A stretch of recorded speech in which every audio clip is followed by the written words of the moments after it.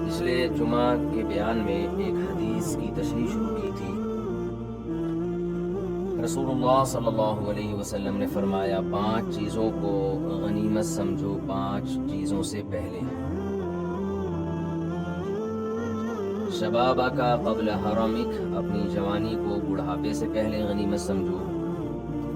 صحتہ کا قبل سقمک، صحت کو بیماری سے پہلے غنیمت سمجھو۔ غنا کا قبل فقرک، اللہ نے مالی وسعت دی ہے تو فقر و فاقہ سے پہلے اس مالی وسعت کو غنیمت سمجھو۔ اور صحتہ کا فراغ کا قبل شغلک، ابھی فراغت کے ایام ہیں، اس سے پہلے کہ کسی ضروری کام میں مشغول ہو جاؤ اور تمہیں وقت نہ ملے تو اس فراغت کو، اس مشغولیت سے پہلے غنیمت سمجھو۔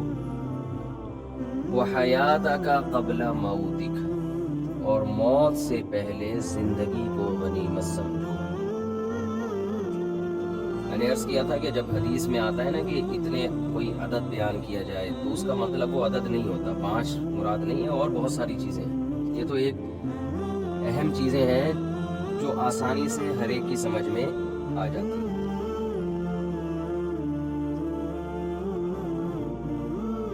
تو ہمیں نبی صلی اللہ علیہ وسلم نے حکم دیا کہ ہم ان ایام کو غنیمت سمجھیں۔ غنیمت کسے کہتے ہیں؟ مفت کے مال کو غنیمت سے کسے کہا جاتا ہے؟ مفت کا مال، جسے فری پاکٹ بھی کہا جاتا ہے کراچی میں۔ جب جنگ میں فتح ہوتی ہے، دشمن بھاگ جاتا ہے تو اس وقت لوگ مال اکٹھا کر رہے ہوتے ہیں، تو کوشش ہوتی ہے زیادہ سے زیادہ مال۔ اب آپ مجھے بتاؤ، کہیں کوئی لنگر تقسیم ہو رہا ہو یا کوئی قیمتی چیز تقسیم ہو رہی ہو، ہم وہاں بیٹھے ہوئے ہوں اور ہمیں حکم دیا جائے یا ہمیں یہ اعلان کر دیا جائے کہ جس نے جتنا مال اٹھانا ہے اٹھا لے۔ فرض کریں سونے کے سکے کسی نے لا کے پھینک دیے اور آپ سے کہا کہ جتنے سکے اٹھا لو تم اس کے مالک، تو کیا کیفیت ہوگی آپ کی؟ آپ اپنے تمام تر ضروری کاموں کو چھوڑ دو گے۔ سب سے پہلے تو آپ موبائل بند کرو گے، ایسا نہ ہو باس کا فون آ جائے، اٹھانا پڑے گا فون مجھے، ایسا نہ ہو فلاں کا فون آ جائے، ایسا نہ ہو گھر سے فون آ جائے، باس سے میری مراد گھر ہی تھا، ایسا نہ ہو فلاں سے جگہ سے فون آ جائے، حتیٰ کہ قضائے حاجت بھی روک لو گے آپ کہ یار پیٹ خراب ہو جائے، اس کا بعد میں علاج ممکن ہے، ایک سونے کا سکہ بھی رہ گیا تو لاکھوں روپے کا نقصان ہے۔ کیوں؟ آپ کو یہ چیز فری میں مل رہی ہے، آپ مکمل فوکس کریں گے اپنے کام کو، مکمل اپنے کام کو فوکس کریں گے، اس میں ناغہ نہ ہو، 1 سیکنڈ کوشش کریں گے سانس لینے کا بھی ٹائم نہ ملے، جتنا میں بھر سکتا ہوں اتنا بھر۔ یہ تو سونے کے سکے ہیں، آپ نے دیکھا ہوگا ٹینکر سے کہیں پیٹرول بہنا شروع ہو جائے، کیسی لوگوں کی لڑائیاں ہو جاتی ہیں اس پیٹرول پہ۔ حالانکہ جو سونے کے سکے میں اور آپ جمع کر رہے ہوں گے وہ تھوڑے دنوں کی کہانی ہے، وہ ختم ہو جائیں گے تھوڑے دنوں، وہ ختم نہیں ہوں گے، آپ ختم ہو جاؤ گے۔ قارون سے زیادہ تو نہیں اکٹھا کر سکتے نا، وہ بھی مر گیا تو ہم بھی مر جائیں گے۔ لیکن جب کوئی چیز فری میں مل رہی ہوتی ہے، تھوڑی سی محنت سے بہت زیادہ ملتی ہے، تو انسان اس ہدف کے علاوہ کوئی بھی کام کرے گا تو اس کام کو ٹائم ویسٹنگ کہا جائے گا۔ بات آ رہی ہے سمجھ میں؟ کیا کہا جائے گا؟ کہ وقت ضائع کر رہے ہیں۔ ہر وہ چیز جو سونے کے سکے جمع کرنے میں رکاوٹ بنے گی، ہر وہ چیز، ان کاموں میں مشغول ہونا وقت کا ضیاع کہلائے گا، خواہ وہ کتنے ہی امپورٹنٹ کام کیوں نہ ہو، کتنے اہم کام کیوں نہ ہو۔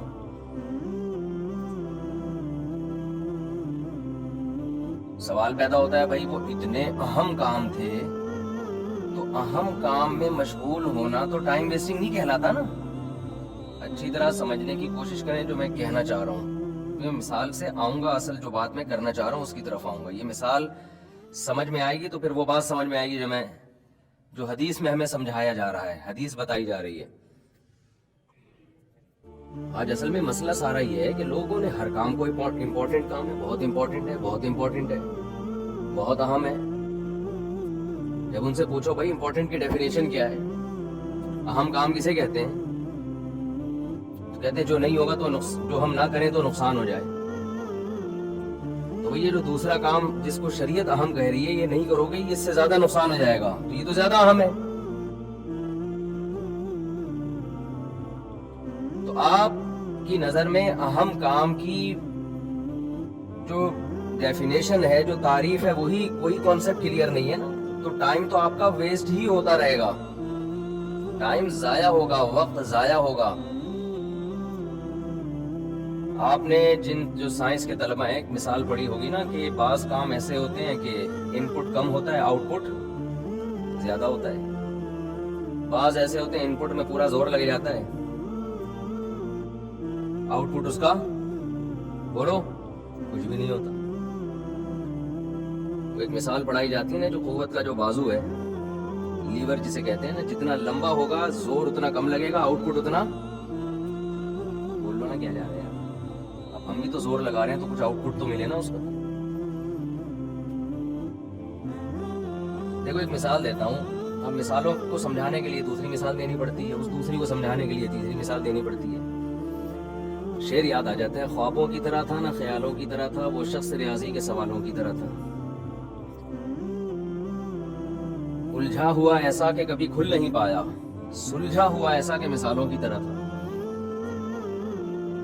دیکھیں کسی چیز کو آپ نے پش کرنا ہے نا, دھکا لگانا ہے, ایک پینڈوانا طریقہ ہے. اتنا بڑا پتھر ہے, آپ زور لگاؤ اس کو, دو بندے مل کے کیا لگائیں, جیسے گاڑی کو دھکا لگاتے ہیں ایسے اس کو دھکا لگائیں.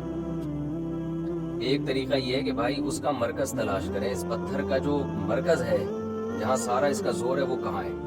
اس مرکز پہ آپ کوئی لوہے کا لمبا پائپ رکھیں اور اسے کھینچے پیچھے تک, یوں کر کے تھوڑا سا پش کریں گے وہ حرکت میں آ جائے گا. اور آسان مثال, میں نے کہا نا مثال کو سمجھانے کے لیے پھر مثال دینی پڑتی ہے. ایک نٹ کھولنا ہے آپ نے, کھڑے ہو کر زور لگائیں, آپ کھل جائے گا, نہیں کھلتا. آپ نے پورا زور لگا دیا, ہو سکتا ہے آپ کھل جائیں اسی چکر میں. بعض لوگ زور لگا رہے ہوتے ہیں نا کسی بڑے نٹ کو کھولنے کے لیے, تو خود کھل جاتے ہیں, وہ جوائنٹ آگے پیچھے ہو جاتے ہیں, بازو میں درد ہو جاتا ہے. پھر وہ فزیو تھراپسٹ کے پاس جاتے ہیں کہ ہم کھل گئے ہیں, ہمیں دوبارہ اسی جگہ لے آؤ جہاں ہم نٹ کھولنے سے پہلے تھے. تو اس نٹ کھولنے کا آسان طریقہ یہ ہے کہ بھائی ایک پانا لے کر آؤ, اس پانے کا جو بازو ہے نا, جتنا ڈنڈا اس کا لمبا ہوگا اتنا زور آپ کو کم لگانا پڑے گا. تو زور لگا رہے ہو, لیور جو ہے نا زور لگا رہے ہو, نہیں لگ رہا تو تھوڑا اور بڑا والا پانا لے آؤ, تو زور کم لگانا پڑے گا, اس کا رزلٹ زیادہ نکلے گا. تو اس سے ہمیں ایک اصول تو پتا چلا نا کہ بھائی ہم جو کام کرنا چاہتے ہیں تمیز سے, طریقے سے, اس کے اصولوں کے مطابق ہو تو محنت کم ہوتی ہے, آؤٹ پٹ بہت زیادہ ہوتا ہے. اور پنڈوانہ طریقے سے کوئی کام کریں گے تو آؤٹ پٹ کچھ بھی نہیں نکلے گا, زور پورا آپ کا لگ جائے گا. 100% یہی اصول آخرت میں بھی چلتا ہے. سمجھ رہے کہ نہیں سمجھ رہے؟ قرآن کہتا ہے نا, الذین ضل سعیہم فی الحیات الدنیا وہم یحسبون انہم یحسنون صنعا. بہت سے لوگ ایسے ہیں جو بڑی محنتیں کر رہے ہیں اور وہ یہ سمجھ رہے ہیں کہ اس کا آخرت میں بہت اجر ملے گا, لیکن وہ ان کی یہ سمجھ غلط ہے. ان کی سارے عمل برباد ہونے والے ہیں, اس کا آؤٹ پٹ کچھ بھی نکلنے والا نہیں ہے, برباد ہو جائیں گے ان کے اعمال. کیوں؟ وہ زور جس طرح سے لگا رہے ہیں نا, چاہے وہ آخرت ہی کے لیے لگا رہے ہوں, اس زور میں کچھ ٹیکنیکل قسم کی خرابیاں ہیں. وہ ٹائم ویسٹ کر رہے ہیں, ٹائم بچا نہیں رہے ہیں. تو ٹائم ویسٹ کرنے کی ڈیفینیشن یہ نہیں ہے کہ آپ اپنے آپ کو سارا دن بیزی رکھیں, یعنی بیزی نہ رکھیں. بیزی رکھیں گے تو گویا ٹائم بچا رہے ہیں آپ. اصل یہ کہ کس کام میں آپ اپنے آپ کو مصروف رکھ رہے ہیں. اب میں دوبارہ اس سونے کے سکوں والی مثالوں کی طرف آتا ہوں. آپ کو آدھے گھنٹے کا ٹائم دیا گیا اور سونے کے سکے پھینک دیے اور کہا کہ ایک وقت میں ایک سکہ اٹھانا ہے, ایک دم جھاڑو لگا کے پورا بورا اٹھانے کی اجازت نہیں ہے. آپ یہ شاپر ہے, جاؤ کمرے میں ایک ایک سکہ اٹھا کے اس میں ڈالتے جاؤ. آدھے گھنٹے میں جتنے سکے سونے کے جمع کر لیے وہ سارے کس کے؟ آپ کے. ایک سکہ 1,00,000 روپے کا ہے, فرض کر لیں. اب آپ جس کا ہدف پیسہ کمانا ہو, جس کا ہدف مالدار بننا ہو, اب آپ بتائیے اس دوران اس کے لیے ناک صاف کرنا, واش روم جانا, کھانا کھانا, فون سننا, باس کا فون آیا ہے یا یوٹیوب پہ کوئی نئی ویڈیو آئی ہے ذرا دیکھوں کیا ہے اس میں بھائی, یا کسی لڑکی کی تصویر آ گئی بڑی زبردست قسم کی, اس کا ناچ آ گیا, گانا آ گیا, بڑی اٹریکٹ کر رہی ہے وہ, تو چلو یار 5 منٹ کے لیے تھوڑا یہ ناچ گانا دیکھ لیتے ہیں کیا جا رہا ہے. تو یہ سارے کے سارے اعمال ٹائم ویسٹنگ کہلائیں گے کہ نہیں کہلائیں گے؟ چاہیے کتنے ہی اہم کیوں نہ ہو. اس لیے کہ آپ کو پتا ہے کہ ایک ایک منٹ اس وقت میرے لیے, ایک ایک منٹ نہیں, ایک ایک سیکنڈ 1,00,000 روپے کا ہے. ایک سیکنڈ میں ایک سکہ میں اٹھا سکتا ہوں. تو آپ کا ہدف چونکہ سکے جمع کرنا ہے, پیسہ جمع کرنا ہے, لہذا ایسے شخص کے لیے اپنے آپ کو سکے جمع کرنے میں کھپا دینا ہی وقت کا تقاضا ہے. اور ایسے شخص کو جو جتنی محنت کرے گا ہم کہیں گے یہ اپنے ٹائم کی حفاظت کرنے والا آدمی ہے, اپنے وقت کی قدر کرنے والا آدمی ہے. سمجھ میں آ رہی ہے بات کہ نہیں آ رہی ہے؟ ابھی اسی مثال کو آپ الٹا کر لیں. اب یوں فرض کر لیں کہ ایک کمرے میں سونے کے سکے پھینک دیے کسی نے اور اناؤنسمنٹ کر دی کہ ایک ایک سکہ جس نے جمع کیا نا اسے یہ سونے کا سکہ ملے گا. ٹھیک ہے نا؟ اور جب آدھے گھنٹے تک آپ نے جتنے سکے جمع کر لیے تو اس کو ہم کیلکولیٹ کریں گے کہ ایک شخص نے کتنے سکے آدھے گھنٹے میں جمع کیے. جتنے بھی جمع کیے, مثال کے طور پر 1,00,000 سکے جمع کر لیے, 1 کروڑ کے برابر رقم اس کے پاس آ گئی. تو جتنے سکے ہوں گے نا, ایک سکہ 1,00,000 کا, تو اس پر زمان آئے گا 1,50,000 کا. بات آ رہی ہے سمجھ میں کہ اس سے وصول کتنے کیے جائیں گے؟ بولو نا, 1,50,000. اب آپ مجھے بتاؤ, وہی کام جو آپ کے لیے سب سے امپورٹنٹ تھا, یعنی آپ کو اب اندازہ ہو گیا کہ 1 کروڑ اگر میں نے جمع کیے تو تاوان دینا پڑے گا 1.5 کروڑ کا. اب آپ کے لیے سب سے فضول ترین کام سکے جمع کرنا کہلائے گا کہ نہیں کہلائے گا؟ کیا ہو گیا بھائی, کیا ہو گیا, مسئلہ کیا ہے آپ لوگ کے ساتھ؟ اب یہی کام الٹا ہو گیا نا بالکل. آپ کو پتا ہے اب جمع کرنے میں مجھے فائدے کے بجائے کیا ہو رہا ہے؟ نقصان ہو رہا ہے. کمرے سے باہر نکلتے ہی یہ سونے کے سکے تو میرے ہو گئے, لیکن میرے اکاؤنٹ سے 1.5 کروڑ روپے کٹ جائیں گے اسی وقت میں. اب آپ یہ فخر کرو کہ جی یہ سکے تو میں جمع کروں نا, یہ تو میرے ہیں, یہ تو میرے ہیں. تو بھائی ہیں تو تمہارے ہیں, لیکن اس کے بدلے میں تمہیں قیمت کیا دینی پڑ رہی ہے؟ 1.5 کروڑ تمہارے اکاؤنٹ سے کٹ رہے ہیں.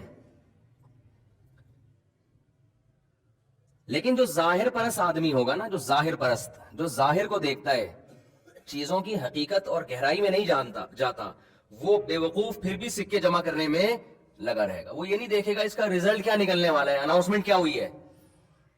کہے گا چھوڑو یار, دیکھا جائے گا, جمع کر کے کہیں پتلی گلی سے بھاگنے کی کوشش کریں گے ہم.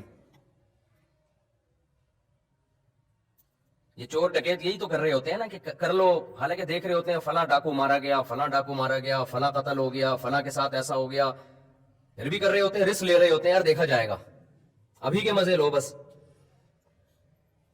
چرسی یہی تو کر رہا ہوتا ہے, ہیروئن چی, ابھی کے مزے لو. یہ نہیں پتا کہ جتنے تو ابھی مزے لے رہا ہے یہ دگنے کر کے تجھے دینے پڑیں گے جب تیری صحت خراب ہوگی. سگریٹ پینے والا جو سکے جمع کر رہا ہے نا, چسکے لے رہا ہے, دھوئیں ناک سے بھی نکال رہا ہے, کان سے نکلتے نہیں ہے ورنہ کان سے بھی نکالتا, باقی چیزیں آپ خود قیاس کر لیں. جہاں جہاں سے دھواں نکل سکتا ہے وہ سگریٹ پی کے نکال رہا ہوتا ہے, انجوائے کر رہا ہے. لیکن 60 سال سے جہاں اس کی عمر اوپر ہوئی नॉन स्टॉप खांसना शुरू करता है। वो सारे जो चस्के उसने लिए हैं ना वो खांसी में निकल जाते हैं, लेकिन फिर भी फूंक रहे होते हैं कि नहीं होते? क्यों भाई? अबे छोड़ो, 1 के 1.5 देने पड़े, कोई बात नहीं, अभी तो जमा करो ना, देखा जाएगा। जितने भी गुनाह है ना, जिनमें लज्जत है, जिनमें अय्याशी है, उनका हाल यही है कि इंसान जो शहवत परस्त होता है वो उसके अंजाम को नहीं देखता, वो एंड को नहीं देखता। वो कहता है अभी का मजा अभी ले लो, अभी ले लो बस। गोरों का खानदानी निजाम तबाह हो गया जिना कर करके, वो कह रहे हैं अभी मजा लो, अभी। एंड नहीं देख रहे कि मेरा अंजाम भी वही होने वाला है जो सोसाइटी के बुड्ढों का अंजाम हुआ है। हमारी लिबरल अंटियां, लिबरल अंटे, इनका भी यही हाल है। एजुकेशन एजुकेशन एजुकेशन, वक्ती मजा इसमें बहुत है। देख रहे हैं कि यार जाके उन बूढ़ों से मिल लो ना, जिनकी आल औलाद नहीं, बीवी बच्चे नहीं, उन बुढ़ियों से मिल लो, बड़ी एजुकेटेड हैं, उनका हाल देखो। और बच्चों वालियों से जाके मिलो जो जाहिल थी लेकिन आल औलाद थी, वो कैसे मजे कर रही हैं। लेकिन ये बात शहवत परस्तों की समझ में, वो अभी को देखता है, फ्यूचर को नहीं देखता, फ्यूचर को नहीं देखता। तो अब जो हदीस में आ रहा है ना, नबी सल्लल्लाहु अलैहि वसल्लम ने फरमाया वक्त को गनीमत समझो। तो अब आप देखें, जिस जो अंजाम को देख के जिंदगी गुजारता है वो वक्त को किसी और तरह से गनीमत समझता है, जो अंजाम को नहीं देखता वो वक्त को किसी और तरह से गनीमत समझता है। दोबारा आ जाते हैं सोने के सिक्कों की तरफ। कमरे में सिक्के पड़े हुए हैं, एक आदमी को पता है कि मैं जब बाहर निकलूंगा तो 1 के 1.5 देने पड़ेंगे।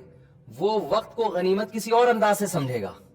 वो कहेगा इस वक्त सिक्के जमा करना फुल टाइम वेस्टिंग है, वक्त का जाया करना है, कोई और काम करो। जो 1.5 करोड़ बचे हुए हैं ना, उनके बारे में सोचो। इस आधे घंटे में तुम्हें फारिग टाइम मिला है, आधे घंटे में सोचो उस 1.5 को मैं 3 कैसे बना सकता हूं। तो आधा घंटा बैठ के सोच रहा होगा, गौर कर रहा होगा, फिक्र कर रहा होगा, यार फला जगह प्रॉपर्टी में ले लेता हूं, ऐसा करता हूं, फोन करके पूछता हूं बहरिया टाउन के रेट क्या चल रहे हैं आजकल। वो मोबाइल का इस्तेमाल भी करेगा, वो कॉल्स भी करेगा, वो ऐसलाबाद के रेट भी मालूम करेगा, गुलशन मेमार के रेट भी मालूम करेगा। वो देखेगा प्रॉपर्टी के अलावा भी दुनिया में गम है भाई। सब्जी मंडी में देखो यार टमाटर का क्या चल रहा है, अगर मैं 1.5 के टमाटर के 3 ट्रक खरीद लूं तो कितने का निकलेगा। वो अपनी खोपड़ी को इन चीजों में इस्तेमाल कर रहा होगा, सिक्का जमा नहीं कर रहा होगा। दूसरा आदमी क्या कर रहा होगा, वो 1 सेकंड भी जाया नहीं करेगा, और एकदम वो इधर उधर नहीं, कभी मोबाइल ना ना ना, वो क्या करेगा भाई, उठा के किसमें डालो, शॉपर में। जो जाहिर परस्त वहां जाएगा, जिसको ये नहीं पता कि अनाउंसमेंट क्या हुई है पहले, वो किसको टाइम जाया करने वाला समझेगा बताओ? जो मोबाइल पे बात कर रहे हैं उसको क्या समझेगा? ये टाइम वेस्ट कर रहा है, यही समझेगा ना। ये फालतू फारिग लोग हैं। उसको देखो अपने हदफ को फोकस किया हुआ है और सिक्के जमा करता जा रहा है, और इतना टाइम वेस्ट, इतना बिजी इंसान है, इसके पास किसी से बात करने के लिए भी टाइम नहीं है। ये बड़ा बनेगा कोई, ये मुल्क का नाम रोशन करेगा। एक्चुअली इसकी लाइफ बिजी बहुत है। ये आजकल चल रहा होता है ना, बिजी बहुत है। सुबह उठते हैं जी हजरत फलां साहब, फिर ये उनका टाइम नाश्ते का, फिर ये टाइम, फिर ये ऑफिस, फिर ये वर्क, फिर ये जो है स्ट्रगल, और फिर जनाब ये, और शाम को बिस्तरा से बड़ा तमीज से जिंदगी है। भाई बड़े लोग ऐसे ही हुआ करते हैं। ये डायलॉग सुने हुए ना आपने। और हम लोग क्या कहलाते हैं? वेले। पाकिस्तानी तो खास तौर पे वेले समझते हैं ना। पंजाबी में फारिग को कहते हैं वेला, तो उर्दू में तो फारिग कहते हैं। ये बड़ा अच्छा लफ्ज है ना। तो वेले पे ये सूट करता नहीं है फारिग लफ्ज, तो वेला ही अच्छा लगता है कि वेला बैठा हुआ है। पंजाब वाले के पश्तो में क्या कहते हैं जी? बेकार। वो पश्तो में बेकार का लफ्ज भी अच्छा लग रहा है ना, कार जैसा। और क्या कहते हैं? बसगार। अच्छा। तो कोयटा की और पेशावर की पश्तो में भी बड़ा फर्क है। तो अब मुझे बात बताओ, देखने में तो टाइम वेस्टिंग करने वाला वो लगेगा जो कभी फोन पे बात कर रहा है, कभी थोड़ी देर आराम भी कर रहा है, हो सकता है वो थोड़ी देर के लिए सो भी जाए।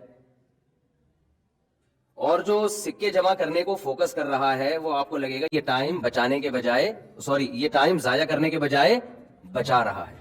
यही फर्क है मुस्लिम और गैर मुस्लिम का। समझ रहे हो कि नहीं समझ रहे? आज जिन चीजों में गैर मुस्लिम लोग टाइम खपा रहे हैं, उनमें बहुत सी, सब चीजें नहीं, बहुत सी चीजें ऐसी हैं जिनको इस्लाम टाइम वेस्टिंग कहता है, टाइम बचाना नहीं कहता। اور بہت سے ہمارے وہ کام جس کو گورا ٹائم ویسٹنگ کہتا ہے، اس کو اسلام کہتا ہے ٹائم کو قیمتی بنا رہے ہیں یہ لوگ. تو ہم نے ٹائم بچانا یا ضائع کرنا، اس کی ڈیفینیشن اسلام سے لینی ہے، گوروں سے نہیں لینی ہے، غیر مسلم سے نہیں لینی ہے. میرے پاس ایسے کیسز آتے ہیں نا، ایک صاحب ہیں ملک کے لیے بڑی محنت کر رہے ہیں، جو صبح اتنے بجے اٹھتے ہیں، پھر جاگنگ کرتے ہیں، پھر ناشتہ کر کے پھر وہ ہارڈ ورکنگ اور بڑا سائنٹسٹ بن رہا ہے وہ، پھر یوں اور پھر فلانا اور پھر یوں، اور ایسے کر کر آ کے نا اتنا بڑا عظیم انسان بننے والا ہے وہ، کوئی ایک اور ایٹمی دھماکہ کرے گا وہ. تو میں اس سے پوچھتا ہوں کہ میرے بھائی، اس نے اس میں اپنے بیوی بچوں کو کتنا ٹائم دیا؟ سارا دن تو یہی کرتا رہتا ہے بیٹھ کے، پورا مہینہ. بیوی بچوں کا ٹائم کہاں گیا اس میں ہے بھائی؟ اس میں ابا اماں کے لیے ٹائم بولو نا، کیا ہو گیا؟ ابا کو کب ٹائم دیتا ہے؟ اماں کو کب دیتا ہے؟ پورے مہینے اسی میں لگا رہتا ہے. بہن بھائیوں کے لیے کوئی وقت نکالتا ہے کہ نہیں نکالتا؟ اللہ میاں کا ٹائم کہاں گیا جو فجر کی نماز، ظہر کی نماز، عصر کی نماز، مغرب کی نماز، عشاء کی نماز؟ تو پتہ ہی ہمارے لبرل لوگ کہتے ہیں یہ دقیانوسی والی بات ہے مولویوں کی، اسی وجہ سے ہم لوگ ترقی نہیں کر رہے. گورے نے محنت، ہدف، حالانکہ اتنا ہے نہیں جتنا ہم بنا کے پیش کرتے ہیں. وہ چند لوگ وہاں بھی چند لوگ ہوتے ہیں جو بالکل ہی وہاں، تو ورنہ ان لوگوں کے ہاں آوارہ گردی ہم سے بھی زیادہ ہے. اگر وہ سارے پڑھے لکھے ہوتے تو ہمارے ڈاکٹر، ہمارے سائنٹسٹ وہاں جا کے تھوڑی جاب کر رہے ہوتے. ان کے بعد تو بندہ ہی نہیں ہے. میٹرک تک گن پوائنٹ پہ پڑھا دیتے ہیں وہ لوگ، اس کے بعد چند لوگ ہی نکلتے ہیں آگے. لیکن فرض کر لو محنت محنت محنت محنت محنت، تو بھائی اس محنت کا جو رزلٹ نکلے گا وہ رزلٹ کیا نکلے گا؟ اگر آپ آخرت کو مانتے ہو، نہیں مانتے تو پھر تو یہ ساری تقریریں، یہ ساری بحثیں ہی فضول ہیں. دیکھو قرآن شروع جہاں سے ہوتا ہے نا، ذالک الکتاب لا ریب فیہ ھدی للمتقین الذین یؤمنون بالغیب. غیب کا کیا مطلب؟ وہ باتیں جو سائنس کی پہنچ سے بالاتر ہیں، اس پر ایمان لے کر آتے ہیں. تو جب تک اس پر ایمان نہیں لے کر آتے، آپ کے لیے آگے قرآن مزید پڑھنا اس کا کوئی فائدہ نہیں ہے. ہاں اس نیت سے پڑھو کہ میں غیب پر ایمان لانا چاہتا ہوں، اگر مجھے دلائل سے ثابت ہو جائے. کوئی کافر اس نیت سے پڑھتا ہے کہ میں سمجھوں تو صحیح قرآن کیا رہا ہے، نہیں ہے، لیکن وہ اس نیت سے کہ اگر مجھے حق بات ملی تو میں فالو کروں گا، تو وہ غیب پر بھی ایمان لے آئے گا. تو اگر آپ کا غیب پر، غیب کسے کہتے ہیں؟ دیکھو سائنس اور ٹیکنالوجی، سائنس جو ہے وہ نام ہے اس چیز کا کہ ہمیں ہمارے حواس کے ذریعے جو تجربہ حاصل ہوگا نا، جو ایکسپیرینس ہوگا، دیکھنے سے، سننے سے، محسوس کرنے سے، یہ جو ہمارے حواس ہیں، تو جو چیزیں ان کے ذریعے جن چیزوں کی نالج ہمیں حاصل ہوگی، ایک سائنٹسٹ اس نالج کو اکٹھا کر کے ایک ضابطہ اور کلیہ بنا کے پیش کرتا ہے. مثال کے طور پر نیوٹن درخت کے نیچے سو رہا تھا، اوپر سے سیب آ کے گرا، یہی ہوا نا بھائی؟ یہی ہے نا، اوپر سے سیب گرا تھا تو اس نے کہا گریوٹی، بھائی زمین میں کیا ہے. اب سائنسدان چونکہ کھوپڑی استعمال کرتا ہے، تو کھوپڑی استعمال کرنے کا فائدہ یہ ہوا کہ اگر ایک عام آدمی بیٹھا ہوتا یا لیٹا ہوتا اور سیب آ کے گرتا تو اس کا سر چکرانے کے علاوہ کچھ بھی حاصل نہیں ہوتا. وہ سیب کھا لیتا، میرے بیان سنے ہوتے تو چھیل کے کھاتا، ڈاکٹروں کے مشورے پر عمل کرتا تو بغیر چھیلے کھاتا، کیونکہ اس میں وٹامن زیادہ ہوتے ہیں چھلکے میں، ڈاکٹر کہتے ہیں. میں ڈاکٹروں سے کہتا ہوں چھلکے میں وٹامن زیادہ تو ہوتے ہیں لیکن وہ ہضم کرنا مشکل کام ہے. بعض لوگوں کا معدہ پاورفل ہوتا ہے، وہ ہضم کر لیتے ہیں تو ہمیں اس پہ کوئی اعتراض نہیں ہے. ہمارا نہیں ہضم کرتا، تاکہ کچھ ہضم تو کر لیتا ہے لیکن ٹائم لگاتا ہے نا. تو جلدی سے جو تھوڑے وٹامن جلدی سے مل جائیں، یہ ان بڑے زیادہ وٹامن سے بہتر ہے جو آپ کو گیس پیدا کر رہے ہیں پیٹ کے اندر، اس سے دوسرے کو بھی وٹامن ملنا شروع ہو جاتے ہیں پھر. سمجھ رہے؟ تو ایسی چیز کھاؤ نا جو آرام سے ہضم ہو جائے. تو خیر، اب نیوٹن کی کھوپڑی تھی نا، صحیح کام کرتی تھی، تو نیوٹن نے کیا کیا، اپنے حواس کے ذریعے، حواس استعمال ہوئے نا اس کے، اوپر سے جب سیب آ کے گرا، آنکھوں سے دیکھا، اگر کھوپڑی پہ لگا تو کھوپڑی سے محسوس کیا اس نے، اگر نہیں لگا سائڈ پہ گر گیا تو آنکھوں سے دیکھا تو نا. تو تجربے سے اس کو ایک نالج ہوئی. پھر اس نے اور بھی تجربے کیے کہ ہر چیز اوپر سے جب آتی ہے تو نیچے ہی آتی ہے، تو اس سے ایک ضابطہ اور کلیہ نکالا اس نے. کلیہ کیا نکالا؟ کلیہ یہ نکالا، ضابطہ یہ نکالا، قانون یہ نکالا کہ بھئی یہ زمین ہی کی طرف آ رہی ہے، تو زمین کا ایک ماس ہے نا، زمین میں کثافت ہے، کمیت ہے، تو جس چیز میں بھی کمیت زیادہ ہو، کثافت زیادہ ہو، اس میں کھینچنے کی پاور اتنی ہی زیادہ ہوگی. تو چاند پہ جا کے سائنسدانوں نے دیکھا کہ ہمارا وزن 10 گنا کم ہو رہا ہے، تو اسی ضابطے سے انہوں نے یہ اصول نکالا کہ چاند زمین سے 10 گنا چھوٹا ہے. تو ایک لا نکال دیا نا اس نے. لیکن اس لا کو جو اخذ کیا گیا یہ مشاہدے کی بیس پہ کیا گیا، اس سے آگے نہیں سائنسدان جا سکتے. اب آپ مجھے بتاؤ کہ انسان کا مشاہدہ، انسان کی سماعت اور یہ تمام چیزیں لامحدود ہیں یا محدود ہیں؟ بولو نا، زور سے بولا کریں آپ لوگ. بچوں کو ٹیوشن نہیں مائیں پڑھا رہی ہوتی ہیں، یا قاری صاحب جو پڑھا رہے ہوتے ہیں وہ تو حلق سے نکلوا کے لاتے ہیں. تو میں تو حلق سے بھی نہیں نکلوا رہا، میں تو کہہ رہا ہوں بس ہلکا سا رسپانس دے دیا کریں آپ لوگ. تو جو تجربہ سائنسدان کرتے ہیں وہ بھی تو انسان ہی ہوتے ہیں نا. یا ابھی تو جنات میں تو میرا خیال ہے ابھی تک میں نے کوئی سائنسدان دیکھا نہیں ہے. تو جو تجربات انسان کرتے ہیں حواس کے ذریعے، تو یہ جو انسان کے حواس ہیں یہ محدود نالج رکھتے ہیں یا لامحدود نالج رکھتے ہیں؟ نہیں، یعنی نالج دے سکتے ہیں آپ کو. تو یہ محدود نالج دے سکتے ہیں یا لامحدود؟ محدود دے سکتے ہیں نا. یہ آپ کہہ سکتے ہیں نہیں بھائی، ہم آلات کے ذریعے، جو ہم آلات استعمال کرتے ہیں اس سے ہم اپنی آنکھ سے، جیسے خوردبین لگا کر ہم دیکھتے ہیں، تو ہماری آنکھ جہاں تک دیکھتی ہے خوردبین کے ذریعے ہم اس سے بھی آگے دیکھ سکتے ہیں. تو وہ خوردبین بھی محدود ہی دے گی. وہ آپ کے یعنی آپ نے وہ آلات استعمال کر کے اپنی صلاحیت کو بڑھا دیا ہے، لامحدود پھر بھی نہیں کیا. تو اب مجھے ایک بات بتاؤ کہ یہ بات سائنسدان کہتے ہیں کہ سائنس نام ہے، حواس کے ذریعے جو علم حاصل ہو اسے ضابطوں اور کلیوں، مادی سائنس کی بات کر رہا ہوں، سوشل سائنس کی نہیں، جو ضابطوں اور کلیات کے ذریعے اسے ایک ربط فراہم کر دینا، اس نالج کو مربوط کر دینا اور ضابطے اور کلیے نکال لینا. سائنس کے ساری ایسے ہی ہوتا ہے نا. فزکس کی جو آپ نے دیکھا ہوگا جو ایکویشنز ہیں وہ انہی اصولوں پر ہوتی ہے نا. تو اب مجھے ایک بات بتاؤ کہ جب یہ حواس کے ذریعے، حواس کی طاقت محدود ہے، تو اس سے نالج لامحدود ملے گی یا محدود ملے گی؟ محدود ملے گی. تو اس سے جو سائنسی علوم اخذ ہوں گے وہ لامحدود ہوں گے یا محدود ہوں گے؟ تو وہ بھی تو محدود ہوں گے. تو یہ تو طے شدہ بات ہے کہ سائنس اور ٹیکنالوجی تو پھر اسی سائنسی ترقی سے فائدہ اٹھانا. تو جب سائنس محدود ہے تو ٹیکنالوجی بھی کیا ہوگی؟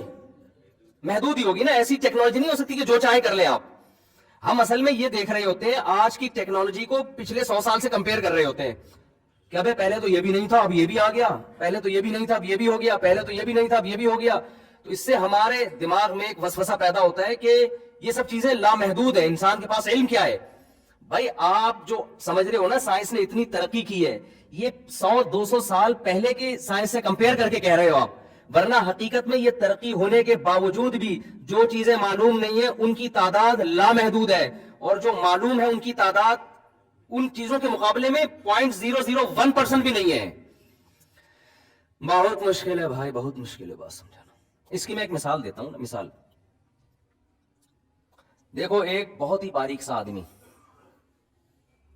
بہت باریک، جو صبح نہار منہ ایک چمچی غٹاغٹ دودھ پیتا ہے اور اس کو غٹاغٹ سے تعبیر کرتا ہے. ایسے بھی کراچی میں ہیں الحمدللہ کہ جب آ رہے ہوں گے تو ایسا لگتا ہے کہ ہینگر پہ کپڑے لٹکے ہوئے ہیں. ایسے باریک باریک لوگ دیکھیں ہم نے. گٹکے کی پیداوار، معذرت کے ساتھ کوئی گٹکا کھاتا ہو تو، اور بھی بہت ساری حرکتیں کر رہے ہوتے ہیں. اور اب تو ڈاکٹروں نے بھی ان حرکتوں میں ڈال دیا ہے کہ کرتے رہو. اس میں پورا ایک بیان ہوا ہے، ابھی اپلوڈ نہیں ہوا، وہ کسی ٹائم پہ اپلوڈ کریں گے انشاءاللہ. وہ اپلوڈ اس لیے نہیں کیا ہم نے کہ یہ جمعہ اور اتوار کے بیان لوگ سنتے ہیں فیملیز کے ساتھ، تو اس میں کچھ ایسی باتیں ہیں جو صرف نوجوان نسل کے لیے ہیں. تو میں نے اس کو منع کر دیا جمعے کے دن نہ چلایا جائے، اس کو الگ سے اس کا عنوان لگا کے، تاکہ جو نوجوان لڑکے ہیں وہی دیکھیں. اس میں یہ جو ہاتھ سے اپنی خواہشات پوری کر رہے ہوتے ہیں نا، آج کل ڈاکٹر اس کو پروموٹ کر رہے ہیں، اس سے کچھ نہیں ہوتا، اس ٹیسٹ بعض ڈاکٹر سب نہیں، تو اس سے لڑکے جو نہیں بھی کرتے وہ بھی گندگیوں میں لگ رہے ہیں. اس پورے بیان میں نے یہ بتایا کہ یہ صحت کے لیے نقصان دہ عمل ہے. اب ڈاکٹر فوراً کہیں گے یہ مولوی صاحب جو ہے نا سائنس کی باتوں میں ڈاکٹروں کی فیلڈ میں ٹانگ کیوں اڑا رہے ہیں، ڈاکٹروں کی فیلڈ میں ٹانگ کیوں اڑا رہے ہیں. میں ایک بات اکثر کیا کرتا ہوں کہ دیکھو کچھ چیزیں ایسی ہوتی ہیں جن میں میڈیکل سائنس کی ضرورت نہیں ہے، کھوپڑی کی ضرورت ہے. دیکھو ہم کو جو مذہب میں علماء کی ضرورت ہے نا، موٹی موٹی باتوں میں علماء کی ضرورت نہیں ہے. جب آپ مسائل کی طرف جاتے ہیں، فقہی مسائل، اس میں ضرورت پڑتی ہے جو لوگ اس فیلڈ کے ایکسپرٹ ہیں. جو موٹی موٹی باتیں قرآن و سنت نے بیان کی ہیں نا، ان میں تو عالم کو بھی دیکھا جائے گا کہ اگر یہی بیان کر رہے ہیں تو یہ عالم ہے, اس کے علاوہ بیان کر رہے ہیں تو یہ عالم جاہل ہے. جیسے زکوٰۃ اسلام میں ہے یا نہیں ہے؟ ابھی تو قرآن میں جگہ جگہ ہے زکوٰۃ, اجماعی مسئلہ ہے. رمضان کے روزے فرض ہیں, 5 نمازیں فرض ہیں, ماں باپ کا احترام فرض ہے. اب کوئی مفتی صاحب بیٹھ کے تقریر کریں کہ اسلام میں ماں باپ کا احترام نہیں ہے, اسلام میں رمضان کے روزے نہیں ہے, شوال کے روزے ہیں. اب آپ اس مفتی سے, کوئی جاہل گنوار دیہاتی اٹھ کے تقریر کرے یہ مفتی غلط کہہ رہا ہے, لوگ اس جاہل سے کہیں کہ مفتی وہ ہے یا تو ہے؟ وہ پڑھا لکھا ہے بھائی, تو ٹماٹر اگاتا ہے, پیاز اگاتا ہے, تجھے زیادہ پتا ہے یا اسے زیادہ پتا ہے؟ شریعت کی بات علماء سے پوچھی جائے گی نا. تو اس موقع پر یہ بات درست نہیں ہے بھائی, شریعت کی بات علماء سے پوچھی جائے گی, لیکن جو بالکل 2 اور 2 4 کی طرح اجماعی مسئلے ہیں ان میں تو عالم کو بھی پرکھا جائے گا کہ یہ اس کے مطابق بیان کر رہے ہیں تو ٹھیک ہے, اس سے ہٹ کے بیان کر رہے ہیں تو یہ عالم ہی ٹھیک نہیں ہے. تو وہ گوار دیہاتی کہہ سکتا ہے کہ بھائی شریعت کی بات علماء سے پوچھی جائے گی, نماز پڑھنی کیسے علماء بتائیں گے, سجدہ صاحب کا واجب ہوتا ہے علماء بتائیں گے, رمضان کا روزہ کن کن چیزوں سے ٹوٹتا ہے علماء بتائیں گے. رمضان کا روزہ ہی غائب کر دیا تو یہ عالم نہیں ہے, جاہل ہے. یہ تو اجماعی مسئلہ ہے. تو خوب سمجھ لو, میڈیکل سائنس کے کچھ مسئلے اجماعی ہیں. میڈیکل سائنس سے مراد ہے انسانی صحت, اس کے کچھ مسئلے کیا ہے؟ اجماعی ہیں. ان میں اگر کوئی میڈیکل رپورٹ آپ کے سامنے اس کے خلاف آتی ہے تو رپورٹ کو بکری کو کھلا دیا کرو آپ جا کے. سمجھ رہے ہو؟ وہ اجماعی کیا ہے کہ نیچر کی بغاوت کبھی بھی صحت کے لیے مفید نہیں ہو سکتی.